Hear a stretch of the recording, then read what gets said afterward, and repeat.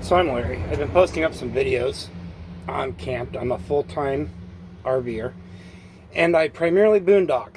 Yes, I go to campgrounds sometimes, charge up my battery, get some water, but I primarily spend my time on BLM, Forest Service, Corps of Engineers, that kind of land. No cost. Provide my own power, use dump sites for water and sewer, and I thought with the videos I've been posting, I'd show you guys what I'm in and what I'm working on. I'm only going to do the interior in this video. It's a 2007 Fleetwood Mallard 26 RLS. It's 29 feet long with a 12-foot slide. I picked this up for $1,500 in labor trade. I do automotive repair, among other things, and I repaired a bunch of vehicles for this. There were issues. That's why I got it for the price I did. First, they let it go through a freeze, and it took out a lot of the plumbing fixtures. The plumbing itself, only 2 spots were actually damaged, but fixture-wise, it took out the kitchen faucet, the bathroom faucet, the valve behind the toilet, on the toilet itself, and it also took out 2 different spots in the PEX lines. One was the low drain valve for the hot water, and the other one was right behind the toilet under the valve. It also blew out the water heater. So until I get that corrected, I don't have hot water, but I have plumbing with no leaks. I have found a couple places that can weld aluminum, so I'm intending to pull it out and have it repaired. But let me get back. I'm only doing the interior, as I said. You'll have to excuse a little bit of mess I have in here right now.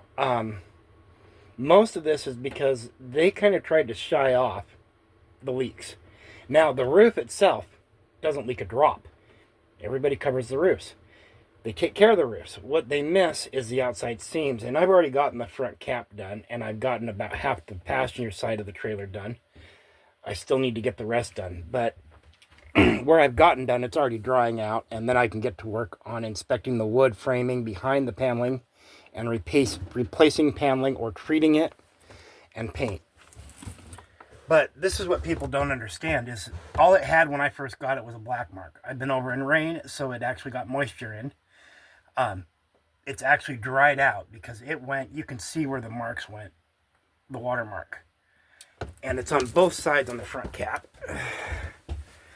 Now, as I said, I already resealed it, but I ended up using clear Geocell Proflex, and then I found white. I may go back over it with white because it's hard to tell whether I got a solid good seal with the clear over everywhere it should be. And I want to make sure that's tight. I ended up picking up white after I did this window, and you can see it's still a little damp here, but it was running all the way down here and even down to here previously. And then the outside door. And when I do the outside, I will show you some of the seal caulking damage because it's one of the most neglected places on a trailer or an RV in general. And those seals will allow a lot of water in. So we go down here and you can see where the water was there. Now there was also water behind this. I have some plastic up over it from Idaho because this spot was allowing air in. And in the colder weather, when I was in southern Idaho, I had so much breeze, I was in bad shape from propane and everything. But the caulking on the outside of this, above this door, was all cracked, along with down the side. And with that cracking, it just allows water to seep right in. The thing is it's coming in from the outside. It's coming in from the other side. It's coming in through tiny little gaps. We're talking like this. So it's not coming in a way that and this is where the problem occurs. And why I need to look behind all this paneling, not all of it, but a variety of it, to see what the wood light behind it looks like when I get that far. How long did it take for that water to seep in from the outside of up here and get all the way down there? And how much wood did it go over? So I'll need to inspect this. Realistically, the condition it's in and the minor water penetration I've got, I don't think I'm going to have to replace much wood, possibly up here, but the rest of it isn't bad.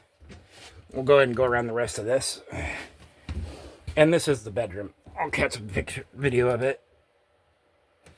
And I do have double doors, so there's a door here in the bedroom.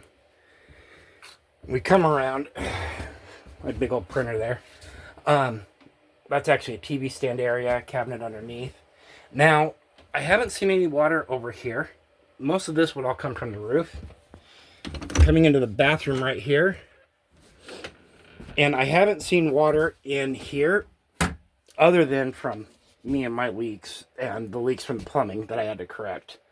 I had a cap that I screwed on, cross-threaded on accident, didn't realize it when I replaced this faucet, and then did adapters down here. When I put the adapter on, you can see the two adapters there at the bottom. Because the cap had been cross-threaded, the adapter on the cold side cross-threaded, and I had to pull it back off and reseat it correctly and get it threaded correctly. I almost replaced the T, but I got it on there. It doesn't leak anymore. Other than that, and as I said, I did the valve, but you have to pull the toilet to do the valve. It's back here. I also cut the line and put a push to connect to 1/2-inch threaded on it, so I could use a standard 1/2-inch threaded, 1/2-inch either side stainless steel toilet hose. And let's see if I can get a picture of that. Or there it is. You can see it right there. It made life a lot easier hooking up the toilet because it originally had a PEX line that went straight up with a 1/2-inch female threaded on it to screw in. This setup's a lot better, and I do intend to put valves on all of it. This is the dining area. And this is where we start seeing issues. Slide out. Okay. It's fairly dry now, but I need to reseal the trim out here on this side. And then it probably needs new slide out seals. I know the bottom one needs replaced. You can see the remnants because it's been drying out. We just started getting rain again today. Where I'm getting water there. Now, no. The floor over here, it's solid. So I haven't had penetration to the floor. Now, I haven't seen any water here, as I said, or around here. That door is off because the water heater blew out, and I need to actually remove it. I had found one place when I was still in southern Idaho that welds aluminum. I'm going to look around here and see if I can have it welded because it does still work. It turns on, it'll start heating, but I have the bypasses on, as you can see, because if I fill that thing with water, it starts dumping it. There's a blowout in the tank somewhere, and I haven't pulled it out yet. And yes, I plan to replace that propane detector. And flooring. But I'm not doing flooring, and this is part of what I want to point out, until I fix that slide out. Because that gas there and this over here are both from that slide out floor. And that slide out floor is what's grabbing and damaging this. Well, I want to put luxury vinyl planking in, LVP. I don't want the slide out floor to tear that up. So the slide out's going to get fixed first. And there's water penetration. And as I said, the roof and no roof leaks. This is where I get at the point, and they did patch jobs here. I need to go in and do it right. This is where I get at. It isn't the roofs. Everybody neglects all the seals and the seams. They take care of the roof up here, but this isn't where the water gets in. It gets in from these corners, the back corners, as I'll show in a moment, the front cap, as I showed, and you can see it under the windows and under that window. And this is after it's had some time to dry. I haven't done this side of the slide out on this side of the trailer on the reseal yet.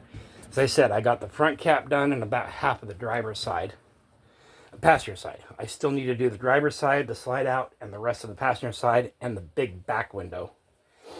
So we come around, and as I said, and one of the places that has to be checked is back here for the floor. But you can see it's still solid. So there hasn't been a lot. This is caught early. But you can see the water penetration from that corner, water from down here. And then we've got the same over here on this side, as you can see. And it's not as bad on the passenger side as it is on the driver's side. And then we also have it And this back wall I'm going to have to inspect the framing on, but you can see it across the bottom of the window. Now, all of this, and I do mean all of it, every single piece of what you can see for water penetration could have been prevented. That's the biggest part.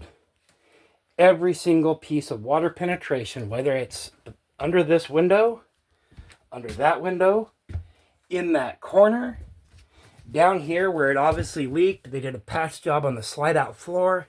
You can see where they patched over there without fixing it correctly. And truth is, I suspect they probably didn't fix the leak area either. That'll be fixed when I do the reseal. Now, I didn't see it on this side except for down here. And we look over here, that the moisture entrance around the slide out, you can see it down there.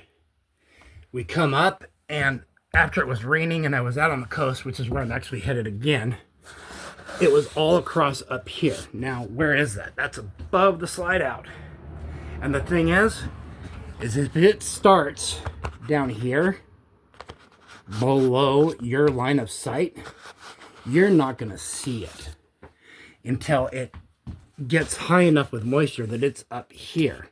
Now, the thing is it's leaking where it's coming in is probably about right there, not the actual roof. Okay, we're down from the roof. It's probably coming in from on the outside. There's a track that runs around the slide out. It's molding that runs around the slide out on the outside, and it's sealed with caulking, just like the windows, just like all these corners, the doors, and this door is another one. You can see some of the water penetration down here. I actually saw it up in this area too when it was heavy rain, because the caulking's all shot. And truth is, this could have all been prevented. The total it's going to cost me to finish all the reseal and the caulking gun is under $100.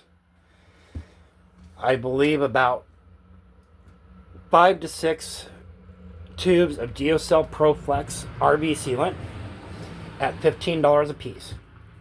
That's no more than $90.